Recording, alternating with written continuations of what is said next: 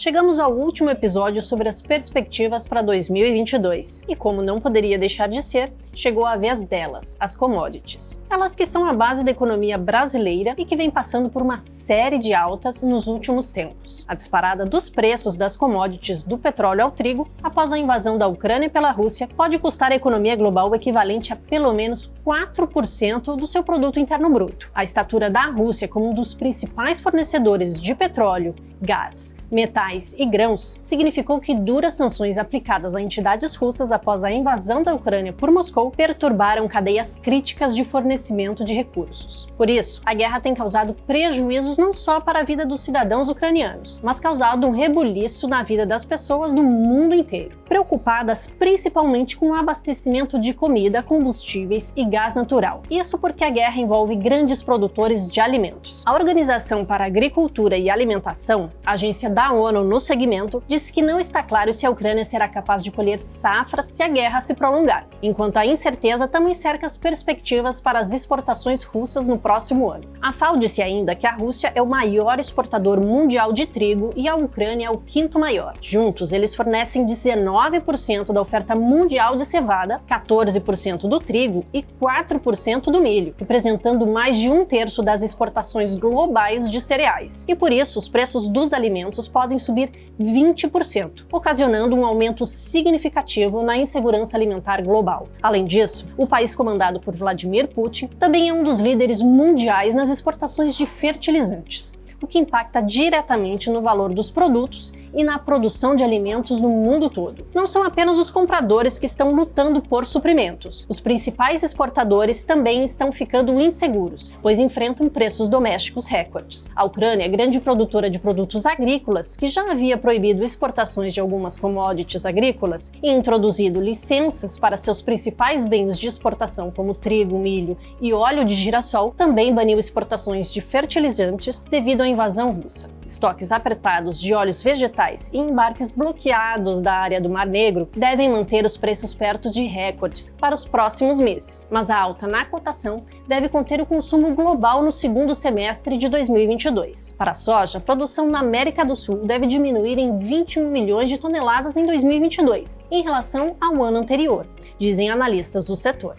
A questão dos fertilizantes tem preocupado o governo brasileiro, tanto que o Ministério da Agricultura lançou no último dia 11 de março o Plano Nacional de Fertilizantes com o objetivo de reduzir a dependência do Brasil de importações desses produtos dos atuais 85% para 45% em 2050. O Brasil é hoje o maior importador global desses insumos. A previsão do governo é que no médio prazo o programa aumente em 35% a produção nacional de fertilizantes até 2025, com capacidade de atrair investimentos da ordem de 4 bilhões de reais por ano. O programa ainda prevê incentivos à indústria nacional, com linhas de financiamentos e atração de investimentos privados para a exploração de minas de potássio e fosfato, entre outros pontos. Quanto ao petróleo, já era previsto que o tipo Brent avançasse os $100 em 2022. Porém, o que ninguém esperava era a velocidade com que isso aconteceria. Alguns já esperavam que o barril de petróleo pudesse atingir os $150 antes da invasão da Ucrânia. Mas agora os preços podem subir ainda mais por causa da dificuldade de substituir o petróleo russo rapidamente. Analistas esperam, inclusive,